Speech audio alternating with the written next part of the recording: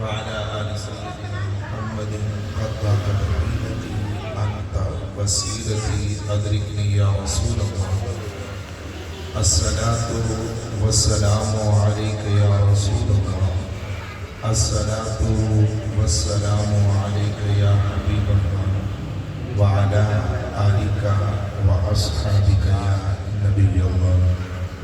بعد الحمد والصلاة اللہ تبارک و تعالی نے کلام مقدس میں ارشاد فرمایا فالذین آمنوا بہ وعزروہ ونصروہ، تو وہ لوگ جو ایمان لائے اور رسول اکرم صلی اللہ علیہ وآلہ وسلم کی تعظیم و توقیر کی اور مدد کی، واتبعوا النور الذی انزل معہ، اور اس نور کی اتباع کر لی جو اس رسول کریم صلی اللہ علیہ وآلہ وسلم پر نازل کیا گیا ہے، اولئک هم المفلحون، یہی لوگ ہی فلاح پانے والے ہیں۔ اس آیت مقدسہ کے اندر انسانی کامیابی کا راز 4 چیزوں کے ساتھ مزمل ہے، اس کو یہاں ذکر کر دیا گیا ہے۔ پہلے نمبر پر ایمان لانا اور دوسرے نمبر پر رسول کریم صلی اللہ علیہ وآلہ وسلم کی تعظیم و توقیر کرنا، دین اسلام کا وفادار سپاہی بن جانا، اور چوتھے نمبر پر قرآن پڑھ کر اس پر عمل بھی کرنا۔ یہ 4 شرطیں ہیں کہ کامیابی کے لیے 4 زینے ہیں۔ اگر انسان ان 4 شرائط پر پورے اترے گا تو وعدہ الہی ہے، اللہ عز و جل اسے دوزخ کی آگ سے بچائے گا اور جنت کا حقدار بنائے گا۔ پہلی بات وہ ہے ایمان لانا۔ زمین عمدہ ہو، صاف ستھری ہو، کاشتکاری کے قابل ہو، پیداوار کے قابل ہو، اگر کوئی بندہ اس کو کھاد بھی لگا دے اور وقت پر پانی بھی لگائے اور پھر روزانہ جا کر اس کی دیکھ بھال بھی کرے، لیکن اس میں بیج نہ ڈالے اور پھر کٹائی کے وقت امید رکھ کر بیٹھے کہ فصل بہت عمدہ ہوگی اور مجھے بہت ہی اس زمین سے نفع حاصل ہوگا، تو میرے خیال میں یہ امیدیں وابستہ رکھنا بے سود ہوگی، کیونکہ جب اس میں بیج ہی نہیں ڈالا گیا تو بھلے آپ اس زمین کی توانائی بڑھانے کے لیے، اس کی قوت میں اضافہ کرنے کے لیے کتنا ہی اعلیٰ قسم کا کیمیکل ڈال دیں اور کس قدر ہی احتیاط برتتے ہوئے مناسب مقدار پر پانی لگائیں، اس کا کوئی فائدہ تو نہیں ہوگا۔ انسان اچھے عمل کرتا ہو، رفاہی عمل کرے، لوگوں کا ہمدرد، خیر خواہ ہو، نفع بخش ہو، فیض رساں ہو، سب کچھ ہو، لیکن اگر دولت ایمان نہیں ہے تو جمیع اعمال صالحہ کی رب کی بارگاہ میں کوئی قدر و قیمت نہیں ہے، کیونکہ عمل صالح یہ پھل کی مانند ہے، لیکن اس کا جو جڑ ہے، اس کا جو اصل ہے، اس کا جو بیج ہے وہ ہے ایمان۔ تو ایمان سب سے پہلے ہے، اس لیے ارشاد فرمایا فالذین آمنوا بہ، وہ لوگ جو اس رسول پر ایمان لے آئے۔ اب بندہ کلمہ پڑھ لیا، مسلمان ہو گیا، اس نے پڑھ لیا لا الہ الا اللہ محمد رسول اللہ، اس نے عقیدہ پختہ کر لیا، اس نے اقرار کر لیا آمنت باللہ وملائکتہ وکتبہ ورسلہ والیوم الآخر والقدر خیرہ وشرہ من اللہ تعالی والبعث بعد الموت۔ وہ اعتراف کر چکا ہے کہ باری الہی میں تجھے مانتا ہوں، تیرے رسولوں کو مانتا ہوں، تیری کتابوں کو مانتا ہوں، تیرے فرشتوں کو مانتا ہوں۔ اے اللہ میں یہ بھی مانتا ہوں کہ میں نے مرنا ہے، اور مجھے یہ بھی یقین ہے کہ میں نے اٹھنا بھی ہے اور تیری بارگاہ میں حاضری بھی دینی ہے۔ اب عزیزان گرامی رہ کون سی چیز رہی ہے؟ سب کچھ تو اس کے اندر آ چکا ہے۔ جب بندہ سب کچھ مان لیتا ہے تو اس کا ایمان تو کامل ہو جاتا ہے۔ یہ ایمان کی اصل ہے، یہ ایمان کی جڑ ہے۔ لیکن اس کے بعد رب العزت نے ایک اور بات کی طرف توجہ مبذول کرائی، فرمایا آمنوا بہ وعزروہ، ایمان بھی لائے اور تعظیم بھی کی۔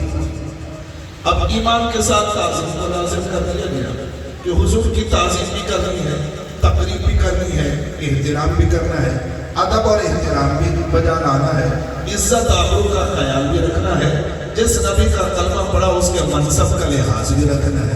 یہ تعظیم کیوں ضروری ہے، یہ توقیر کیوں ضروری ہے، یہ ادب اور احترام کیوں ضروری ہے؟ کیا فقط زبان سے کلمہ پڑھ لینا کافی نہیں تھا؟ تو دوستو اگر زبان سے کلمہ پڑھنا کافی ہوتا تو قرآن آمنو بہی کے بعد وعزرہو کا لفظ استعمال نہ کرتا۔ اس سے اشارہ ملا اس بات کی طرف کہ خالی زبان سے کلمہ پڑھنا کافی نہیں ہے، دل سے ادب اور احترام کرنا بھی ضروری ہے۔ اب دیکھیے بھی انسان کا ایک جسم ہے اور اس کے اندر ایک روح ہے، دو چیزوں کا مجموعہ ہے، روح جسم کے بغیر نہیں اور جسم کے بغیر نہیں، لیکن ان دونوں میں سے قیمتی کون سی چیز ہے؟ جسم یا روح؟ اگر ہم دنیا کا وتیرہ اور طریقہ دیکھیں تو ہمیں یہ بات سمجھ میں آتی ہے کہ جسم کی وہ بڑی اہمیت ہے مگر جو قدر و منزلت ہے وہ اصل میں روح کی ہے۔ دیکھیے اگر کوئی آدمی حسین و جمیل ہو، ماہ جمیل ہو، حسن و جمال کا پیکر ہو اور جوانی کے جوبن پر ہو، اخلاق و کردار کے اعلیٰ معیار پر ہو، سخی بھی ہو، ہمدرد و خیرخواہ بھی ہو، لوگوں کا لحاظ بھی رکھتا ہو، خیال بھی رکھتا ہو، ہر ایک کے کما حق کو حقوق بھی ادا کرتا ہو، خدا نہ خواستہ اس کا ایک وفات ہو جائے، وہ انتقال کر جائے، اس دنیا سے رخصت ہو جائے، تو پھر کیا کرتے ہیں؟ اس کے جسم کو ڈھانچے کو غسل دیا جاتا ہے، کفن پہنایا جاتا ہے، جنازہ پڑھ کے اس کی تدفین کر دی جاتی ہے۔ اور اس کے برعکس اگر کوئی آدمی عمر رسیدہ ہو، بڑھاپے کی انتہا کو پہنچ چکا ہو، اب بڑھاپے کی وجہ سے وہ اٹھ کر بیٹھ نہیں سکتا، نقاہت و کمزوری کی وجہ سے چل پھر بھی نہیں سکتا، خدا نہ کرے وہ وقت آ چکا کہ اپنے ہاتھ سے لقمہ اٹھا کر منہ میں بھی نہیں ڈال سکتا، کروٹ خود بدل نہیں سکتا، طبی ضروریات کو خود پوری کر نہیں سکتا، تو کوئی دانشور آ جائے اور آ کر ان لوگوں کو سمجھائے کہ تم کیسے لوگ ہو؟ ہمارے تو قرب کے اندر ایک نوجوان رہتا تھا جو حسن و جمال کا پیکر بھی تھا، اخلاق و کردار کے حوالے سے اعلیٰ معیار بھی پر تھا اور جوانی کے جوبن پر تھا، لیکن وہ فوت ہو گیا۔ اس کے جسم تو صحیح سلامت تھا، اس کا حسن بھی باقی تھا، بظاہر اس میں کوئی کمی نہ تھی، فقط روح نکل گئی تھی اس کے جسم سے، ہم نے تو اس کی تدفین کر دی تھی، اسے نہیں رکھا تھا۔ اور یہ بیچارہ تمہارے گھر میں ایک بوڑھا سا انسان پڑا ہوا ہے جو چال پھر سکتا نہیں ہے، اٹھ کر بیٹھ سکتا نہیں ہے، اپنے ہاتھ سے کھا پی سکتا نہیں، بظاہر سینکڑوں نقص اس کے جسم کے اندر پیدا ہو چکے ہیں، تم اس کی خاطر مدارت کیوں کر رہے ہو؟ اس کی تعظیم تقریب کیوں کرتے ہو؟ اس کی دیکھ بھال کیوں کرتے ہو؟ اس کی ضروریات کا لحاظ کیوں رکھتے ہو؟ تو وہ اسے جواب دیں گے کہ تیری باتیں اپنی جگہ پر، مگر عقل کے اندر یہ تو سمجھنے کی کوشش کرے نا، یہ ساری دیکھ بھال، یہ تعظیم تقریب، یہ پروٹوکول، یہ اعزاز اور اکرام، یہ سارے جسم کے نہیں ہوتے، جسم کے اندر ایک جوہر ہے، روح اس کی ہوتی ہے۔ اگر روح موجود ہے تو جسم کی تعظیم بھی ہے، تقریب بھی ہے، اس کی دیکھ بھال بھی ہے، اس کے ضروریات کا لحاظ اور خیال بھی ہے۔ اور اگر روح جسم کے اندر موجود نہیں ہے تو پھر یہ جسم سوائے دفن کر دینے کے کسی اور قابل نہیں ہے۔ تو بتائیے چلا جسم کو ضروری ہے، مگر جتنی قدر و منزلت اس کے اندر جو موجود جوہر ہے روح اس کی ہے، اتنی جسم کی بھی نہیں ہے۔ تو بلا تفسیر و تشبیہ ایمان کا ایک ڈھانچہ ہے، اس کا ایک جسم ہے، اور ایمان کی ایک ہے روح۔ زبان سے کلمہ پڑھنا لا الہ الا اللہ محمد الرسول اللہ، یہ ایمان کا ڈھانچہ ہے، یہ ایمان کا جسم ہے، اور یہ اس کے ظاہری اعضاء ہیں، لیکن جو اس کی روح ہے وہ ہے آمنہ کے لال کی تعظیم، توقیر، ادب اور احترام کرنا۔ اگر ایمان کے ساتھ ادب بھی ہے، احترام بھی ہے، تعظیم و توقیر بھی ہے، تو پھر اس ایمان کے اللہ اور اس کے رسول کی بارگاہ میں قدر و قیمت بھی ہے۔ اور اگر دل کے اندر تعظیم و توقیر نہیں ہے، ادب اور احترام نہیں ہے، تو پھر اللہ رسول کی بارگاہ کے اندر اس ایمان کی کوئی قدر و قیمت بھی نہیں ہوگی۔ اس لیے رب نے فرمایا آمنو بہی وعزروہ، فرمایا خالی زبان سے کلمہ نہ پڑھا کرو، دل سے آمنہ کے لام کا ادب بھی کیا کرو۔ تو کلمے کے ساتھ ساتھ ادب کو بھی رب نے لازم قرار دیا۔ فرمایا ایمان درجہ قبولیت کو تب پہنچے گا جب دل میں حضور کا मोहब्बत पैदा हो जाएगी। हुब्ब मुस्तफ़ा के बगैर ईमान की कोई ताज़ीम व तौक़ीद नहीं है। बुखारी के हदीस से बात है, एक कबीला अपने इलाके को छोड़ता है और फिर घर बार छोड़ा, कारोबार छोड़ा, रकबा छोड़ा, ज़मीनें छोड़ी, रिश्तेदार छोड़े, वहाँ से हिजरत करके वो मदीने पाक में आकर आबाद हो जाते। यहाँ खैमा ज़र हो गए और फिर 5 वक्त की नमाज हुजूर के पीछे पढ़ते हैं, हर कचहरी में जाकर हाजिर भी हो जाते हैं। लेकिन एक रात वो कबीले के लोग बैठे हुए थे, आपस में माहवी गुफ्तगू थी, तो उनमें से एक साहिब खड़े हो गए। उसने मुखातब करके कहा, देखो जी, मक्के वालों ने हुजूर को सताया, मुखालफत की है, लड़ाइयाँ की, असहाब रसूल को शहीद किया, जंग व जिदाल की नौबत आई, हत्ता कि हुजूर सय्यद आलम सल्लल्लाहु अलैहि वसल्लम मक्के से हिजरत करके मदीने आ गए। लेकिन हमारा इस नबी पर कितना बड़ा एहसान है, हमने मुखालफत नहीं की, हमने लड़ाई नहीं की, झगड़ा नहीं किया, अदावत नहीं रखी, आपने उल्टा कलमा भी पढ़ा और घर बार भी छोड़ा और सब कुछ उठाया और मदीने में हाजिर हो। वो कहते हैं कि हमारा इस पैगंबर पर एहसान है ना कि हमने मुखालफत नहीं की, कलमा पढ़ लिया और फिर हिजरत करके मदीने में आकर बैठ गए। अल्लाहु अकबर।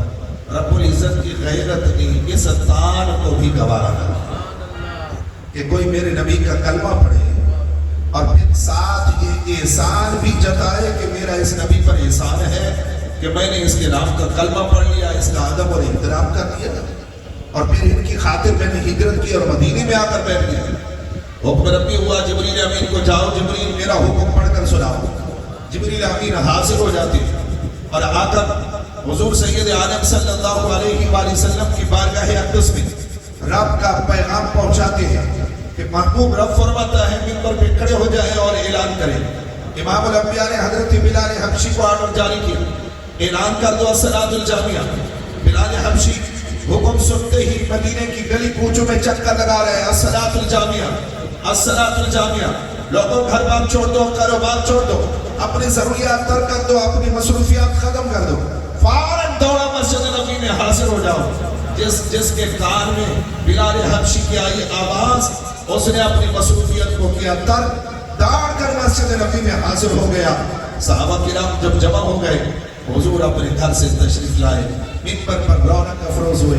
अल्लाह की हम्द सना करने के बाद खुतबा इरशाद फरमाया, कुछ लोग घर बार छोड़कर, इलाका छोड़कर मदीने में खैमा ज़र हुए, हमारे नाम का कलमा पढ़ा, मेरी उम्मत में दाखिल हुए, साहबी रसूलों ने का शर्फ हासिल किया, यहाँ आकर बैठे। लेकिन आज उनके हालत ये हो गई कि जब घरों में बैठते हैं तो तबसरा करते हैं, वो कहते हैं इस नबी पर हमारा एहसान है कि हमने इसके नाम का कलमा पढ़ा, मुखालफत नहीं की। मेरा रब इस बारे में फैसला देना चाहता है। कौन फैसला? हुजूर ने आयत कुरानी पढ़कर सुनाई, क़ालतिल अराबु आमन्ना कुल लम तुमिनु वलाकिन कुलू अस्लमना। फरमाया कि हाथ के रहने वाले लोग कहते हैं कि हम ईमान लाए, कुल लम तुमिनु, ऐ महबूब इन्हें कह दे कि तुम मोमिन हैं, वलाकिन कुलू अस्लमना, लेकिन तुम कहो कि हम मुसलमान हैं, उन्हें कहो कि तुम मुस्लिम हो। फतवा कुरान का आया, अगर जुबान से पढ़े बंदा कलमा और दिल से अदब और एहतराम ना करे तो वो फकत मुसलमान होता है। ईमानदार वही होता है जो जुबान से कलमा भी पढ़ता हो, दिल से अदब भी करता हो। तो हुजूर के अदब के बगैर दौलत ईमान नसीब नहीं हो सकती। दोस्तों, ये इस्लाम का पहला सबक है और इस्लाम का बुनियादी सबक है ये कि हुजूर सय्यद आलम सल्लल्लाहु अलैहि वसल्लम का खाली कलमा पढ़ लेना जरूरी नहीं है, हुजूर की जात से वाराहाना मोहब्बत करना भी जरूरी है। ये इस्लाम की असल बुनियाद है। हजरत सुमैया को देख लिया, जो इस्लाम की पहली शहीदा, ये मजलूम घराना, हजरत अम्मार को कुफार ने शहीद कर दिया। उनको शहीद करने के बाद हजरत यासिर के हाथ पांव में जंजीरें डाल दी, उन्हें कैद करके रखा हुआ है। हजरत सुमैया, अल्लाहु अकबर, हजरत अम्मार की वालदा जो है, हजरत यासिर को शहीद किया गया, हजरत अम्मार को कैद कर लिया गया, हजरत सुमैया को गिरफ्तार कर लिया गया।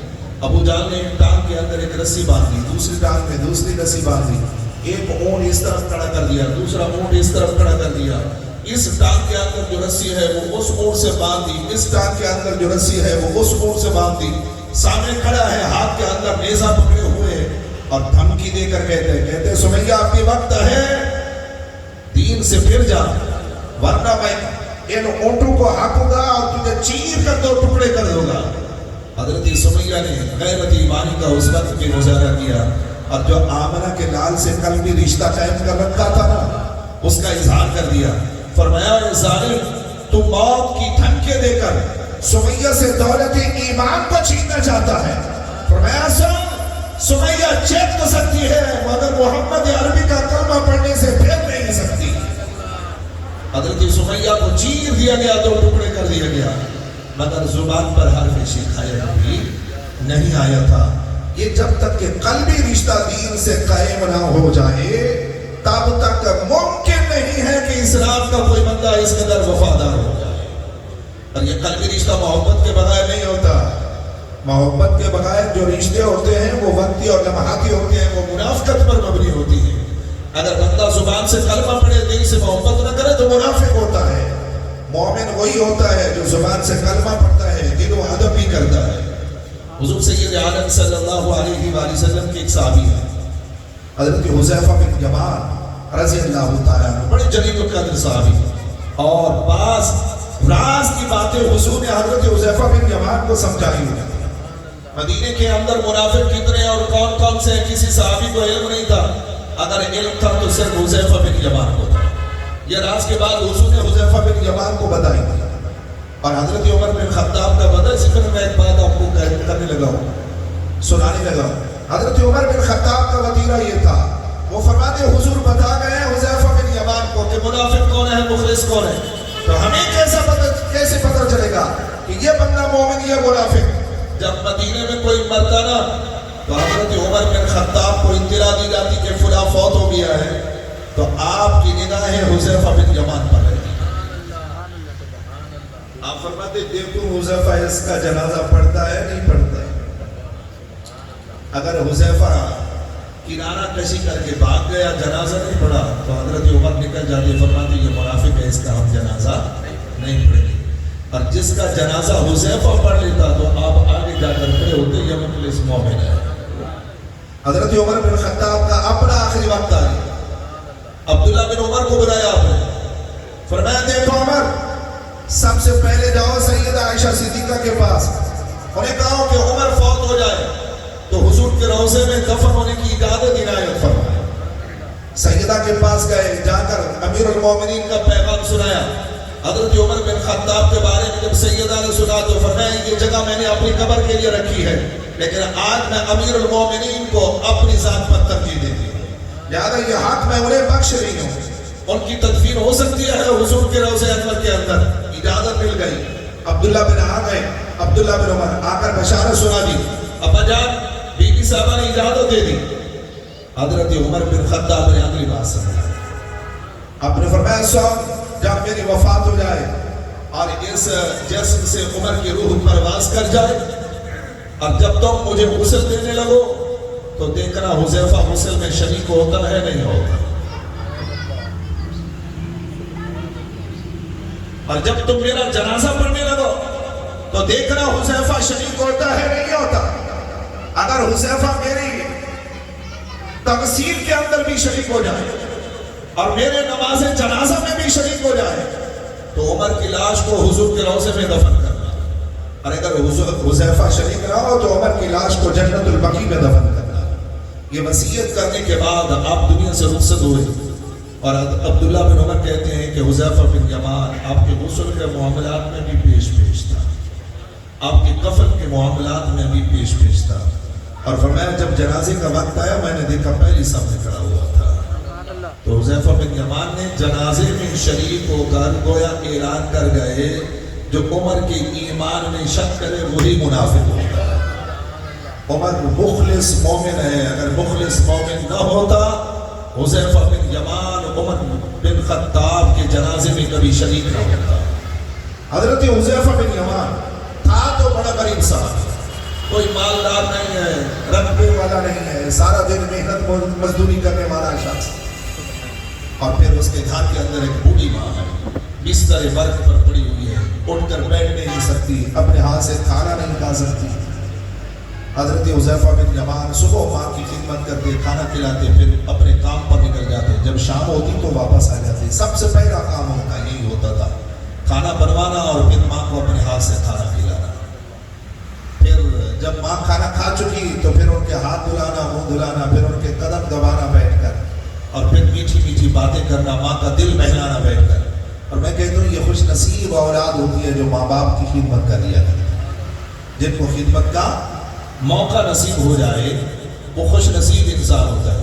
اور دوستوں میں یہ بھی کہتا چلو ضمن، جس گھر کے اندر ایک ماں اور ایک باپ زندہ ہے، سمجھ لو کہ اس گھر کے اندر دو ولی کامل موجود ہیں۔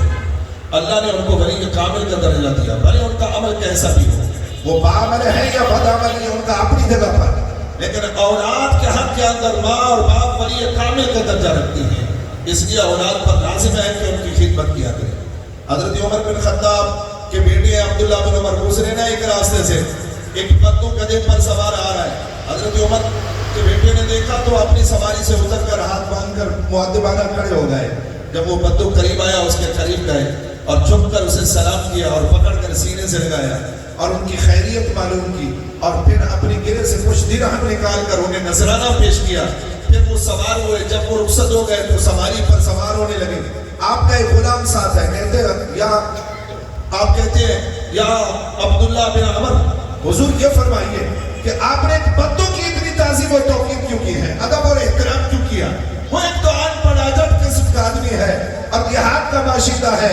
آپ فرماتے ہیں میں نے اس کے علم کی وجہ سے نہیں ادب کیا، اس کے مرتبے اور مقام کے لحاظ سے نہیں، کسی اور زاویے سے نہیں، فقط ادب اس لیے کیا کہ ایک دن میں نے اسے اپنے والد کی کچہری میں بیٹھا ہوا دیکھا تھا۔ اور پھر دین نے کہا ہے جو باپ اور ماں کا ہم نشین ہونا، اس کی تعظیم اور توقیر کیا کرو۔ تو فرمایا اپنے والد کی اس نشست کی نسبت سے میں نے اس کی تعظیم اور توقیر کی ہے۔ حضرت حذیفہ بن یمان والدہ کی خدمت کرتے رہے گی۔ ایک دن والدہ کی بارگاہ میں عرض کرتی امیرہ کئی دن ہو گئے حضور کی بارگاہ میں حاضری کی سعادت نصیب نہیں ہو گئی، تو آپ اجازت دیں میں سرکار کی بارگاہ میں حاضری دے کر آؤں، لیکن ہاں ماں آپ کے بڑھاپے کا اور تنہائی کا بھی مجھے لحاظ ہے، اس لیے زیادہ دیر نہیں رکوں گا، میں وعدہ کرتا ہوں فقط ایک نماز پڑھوں گا واپس آ جاؤں۔ لیکن والدہ نے منع کر دیا کہ اپنی بوڑھی ماں کو کس کے سہارے پر چھوڑ کر جائے، اس لیے تمہیں جانے کی اجازت نہیں۔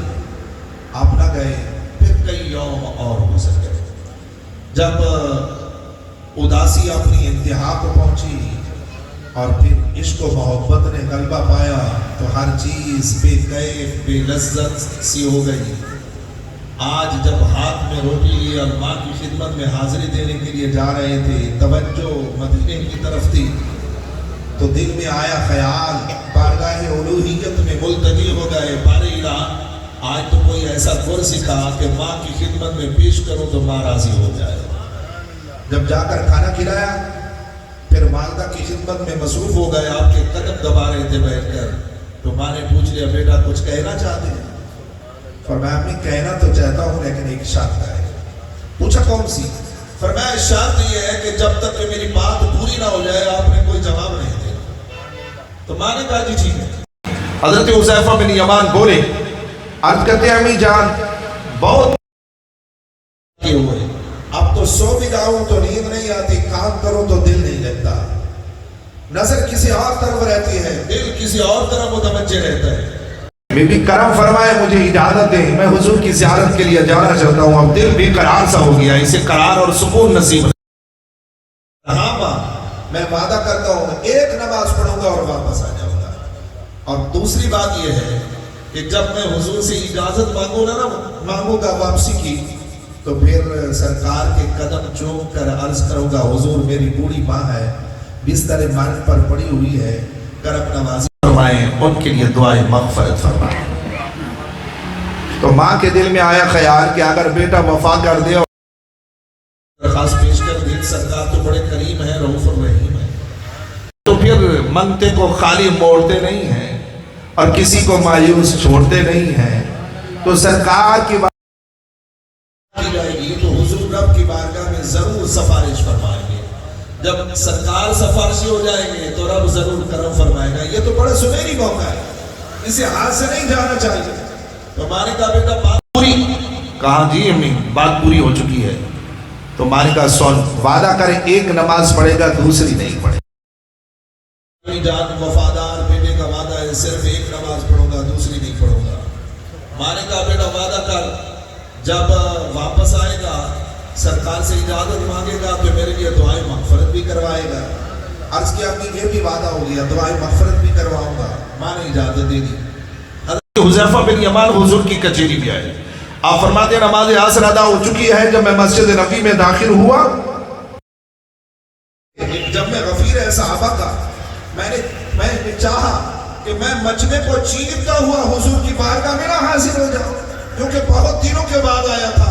میرا دل کرتا تھا سرکار کے جا کر بیٹھوں. تو فرمایا میں نے لوگوں کو پھلانگنا شروع کر دیا تو حضور کے قرب میں بیٹھے ہوئے ایک صحابی نے وہیں سے اشارہ اس نے کہا وہ بیٹھ جا. ادب گاہی زیر آسماں از عرش نازل پر نفس کن کر دمی آئے. جہاں جبریل بھی آئے تو بغیر اجازت کے پر نہیں مارتا. اور تیری ہمت و مجاری ہے کہ تو لوگوں کی گردنیں پھلانگتا ہوا آگے. رک جائے یہیں پر. فرمایا میں نے اشارہ سمجھ لیا میں وہیں بیٹھ گیا. نماز مغرب کا وقت ہوا حضور نے نماز مغرب پڑھائی. مگر میرے محبوب نبی کا معمول یہ تھا کہ آپ ہر نماز کے بعد تھوڑی دیر اس کے لیے ہی صحیح مگر کچہری ضرور ہوتی تھی. لیکن آج سرکار نے کچہری نہیں فرمائی. حضور نے فرض نماز پڑھائی اور پھر مصلی سے اٹھے اور گھر کی طرف روانہ ہو. حضرت حذیفہ بن یمان کہتے ہیں مجھے آیا خیال کہ سرکار تشریف لے جا رہے ہیں گھر. اگر عشاء کی نماز سے پہلے حضور گھر سے باہر نہ آئے میرا کیا بنے گا. مجھے عشاء تک تو رکنا پڑے گا. پھر عشاء کی نماز حضور کے پیچھے ادا کروں گا. ماں پوچھے گی سب سے پہلے یہ بتا کہ نمازیں کتنی پڑھ کے آیا وہاں. تو میں کہوں گا دو. ہو سکتا ہے ماں تانا دے بے وفا نکلا نا. جب وہاں پہنچا تو بوڑھی ماں کو بھول گیا تھا پھر آرام سے بیٹھ گیا تھا. اور اگر میں پہلے چلا جاتا ہوں تو پھر ماں پوچھے گی میرے لیے دعائیں مغفرت کرائی تھی. میں کہوں گا نہیں تو پھر ماں کہے گی بے وفا نکلا نا اپنا کام کیا اور ماں کو بھول گیا. تو اب ہوگا کیا. فرماتے ہیں میں نے ہمت کی اور میں حضور کے پیچھے چل پڑا. لیکن چلتا ایسا ہوں کہ کہیں قدموں کی آہٹ کی آواز بھی حضور کے گوش مبارک تک نہ پہنچ جائے اور میں بے ادب شمار نہ ہو جاؤں. آہستہ قدم رکھتا ہوں آہستہ اٹھاتا ہوں آہستہ آہستہ حضور کے پیچھے چلتا ہوں. آگے سرکار خرامہ چلتے تشریف لے جا رہے ہیں. پیچھے غلام جا رہا ہے. فرماتے ہو حضور چلتے چلتے اپنے دروازے پر آ گئے. اب تو میرے پاؤں کے نیچے سے زمین بھی کھسکنے لگ گئی. میں نے رب کی بارگاہ میں فریاد کی بار الہ اپنے محبوب کو میری طرف متوجہ کر دے. کرم نوازی فرما میری مشکل آسان فرما دے. فرماتے دل میں خیال آنا ہی تھا کہ حضور رک گئے دروازے پر لیکن موڑ کر پیچھے نہ دیکھا. چہرہ انور حضور کا گھر کی طرف پیٹھ مبارک میری طرف اور میں ایسا ایسا بدستور چلتا جا رہا ہوں.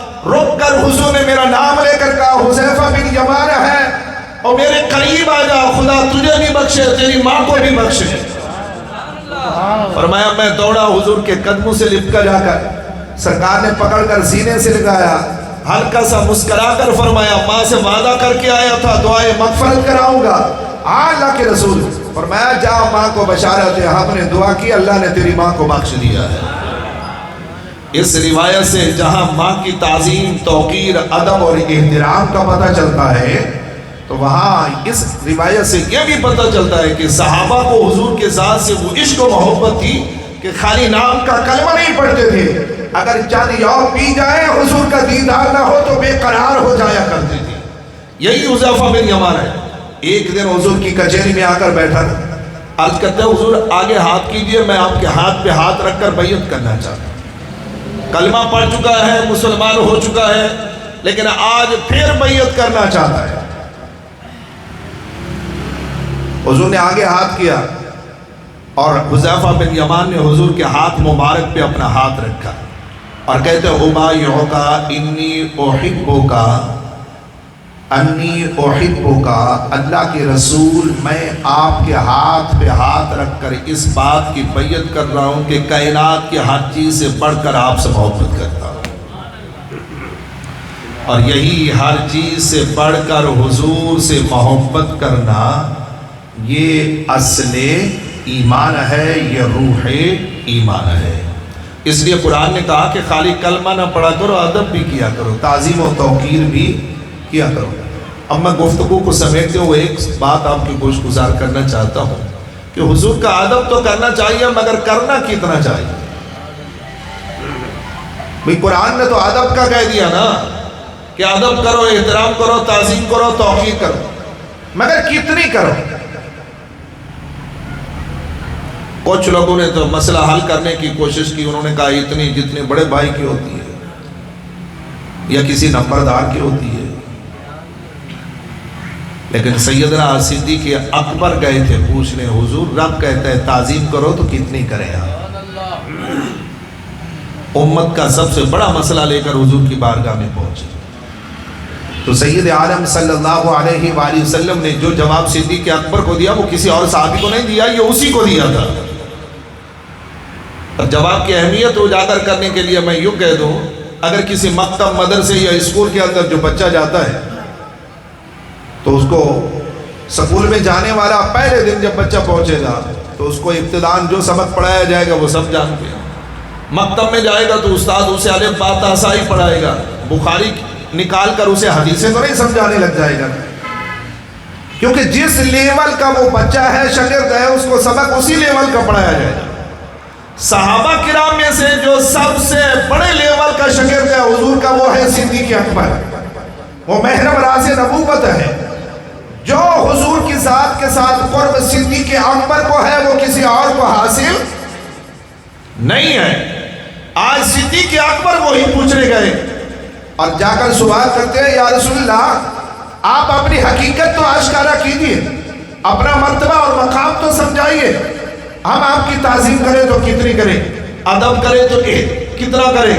حضور سید عالم صلی اللہ علیہ وآلہ وسلم نے کسی اور صحابی کو نہیں، صدیق اکبر کو مخاطب کر کے کہا، یا ابا بکر لم یعرفنی حقیقت غیر ربی، ابو بکر میری حقیقت کو سوائے میرے رب کے کوئی جان سکتا ہی نہیں ہے، میری عظمت کی انتہا کو سوائے میرے رب کے کوئی جان سکتا ہی نہیں ہے۔ فرمایا رب نے میرا اتنا عرف و اعلیٰ مقام بنایا کہ کسی کی عقل کی وہاں تک رسائی ہی نہیں ہے۔ اسی لیے اقبال نے کہا تھا، بہتر ہے دل کے پاس رہے یہ پاسبان عقل، لیکن کبھی کبھی اسے تنہا بھی چھوڑ دے۔ اس نے کہا ماں باپ کا ادب کرے عقل سے پوچھ لیا کر، پیر استاد کا ادب کرے عقل سے پوچھ لیا کر، ہر ادب والے کا ادب کر مگر عقل سے پوچھ لیا کر، جب آمنہ کے لال کی بات آئے تو عقل کو بے دخل کر دیا کر، کیونکہ یہاں عشق کام آتا ہے، یہاں عقل کام نہیں آتا۔ اور دوسرے مقام پر پھر بولا تھا ایک بار، اس نے کہا گزر جا عقل سے آگے کہ یہ نور چراغ راہ ہے منزل نہیں ہے۔ اس نے کہا اندھیری رات ہو نا اور اندھیری گلی ہو تو وہاں دیا جلا دیا جاتا ہے، بلب لگا دیا جاتا ہے روشنی کے لیے، وہ دیا وہ بلب منزل کی سمت بتانے کے لیے ہوتا ہے، منزل تک پہنچانے کے لیے نہیں ہوتا، وہ دکھاتا ہے جس طرف جا رہا ہے وہ راستہ یہی ہے۔ تو گویا دیا منزل دکھاتا ہے، منزل تک پہنچاتا نہیں ہے۔ اقبال کہتا ہے گزر جا عقل سے آگے کہ یہ نور چراغ راہ ہے منزل نہیں ہے۔ اس نے کہا جس عقل کے گھوڑے پہ سوار ہو کر نا تو مقام مصطفیٰ کا متلاشی بن گیا ہے، یہ عقل تجھے مقام مصطفیٰ کی طرف جانے والا راستہ دکھانے آیا ہے، وہاں تک پہنچانے نہیں آیا۔ عقل قربان کن بپیش مصطفیٰ، جب مقام مصطفیٰ کی بات آئے تو پھر عقل کو قربان کر دیا کر۔ بات کو مکمل کرتے ہوئے آیت قرآنی سے اس کو ختم کرتا چلو۔ دیکھیے قرآن میں دو جملے آئے، دو آیتیں آئیں، ایک ہے وَمَن يُعَظِّمْ شَعَائِرَ اللَّهِ فَإِنَّهَا مِن تَقْوَى الْقُلُوبِ، فرمایا اللہ کی نشانیوں کی جو تعظیم کرے گا وہی متقی ہوگا۔ اور دوسرے مقام پر فرمایا وَتُعَزِّرُوهُ، اس رسول کی تعظیم بھی کیا کرو۔ اب علماء فرماتے ہیں ماں باپ کی تعظیم کے لیے، پیر استاد کی تعظیم کے لیے، ہر عظمت والے کی تعظیم کے لیے قرآن کریم کے اندر جو جملہ آیا وہ ہے عزم، اس کا معنی ہوتا ہے تعظیم کرنا، اور آمنہ کے لال کی تعظیم کے لیے جو جملہ آیا وہ ہے عزر، اس کا معنی بھی تعظیم کرنا، معنی اس کا بھی تعظیم، معنی اس کا بھی تعظیم، مگر عزم عین زوا اور میم ہے، اور عزر کے اندر عین زی اور را ہے، وہ حروف اور ہے، یہ حروف اور ہے، وہ کلمہ اور یہ کلمہ اور وہ جملہ اور یہ جملہ اور، فرمایا لفظ بدل کے قرآن میں نقطہ سمجھایا، ہر عظمت والے کی عظمت ایک طرف، آمنہ کے لال کی عظمت ایک طرف، حضور کی عظمت کو کوئی نہیں کر سکتا۔ نعرہ رسالت، نعرہ حیدری۔ اللہ عز و جل حضور سید عالم نور مجسم صلی اللہ علیہ وآلہ وسلم کی تعظیم، توقیر، ادب اور احترام کرنے کی ہم سب کو توفیق عطا فرمائے، حضور کی محبت میں ہمیں زندہ رکھے، اور حضور کی محبت پہ ہی رب العزت ہمیں موت نصیب فرمائے، آمین۔ آپ کا اور میرا اس محفل پاک میں حاضر ہونا، مل بیٹھنا اپنی بارگاہ میں قبول و منظور فرمائے، آمین آمین آمین، وآخر دعوانا الحمدللہ۔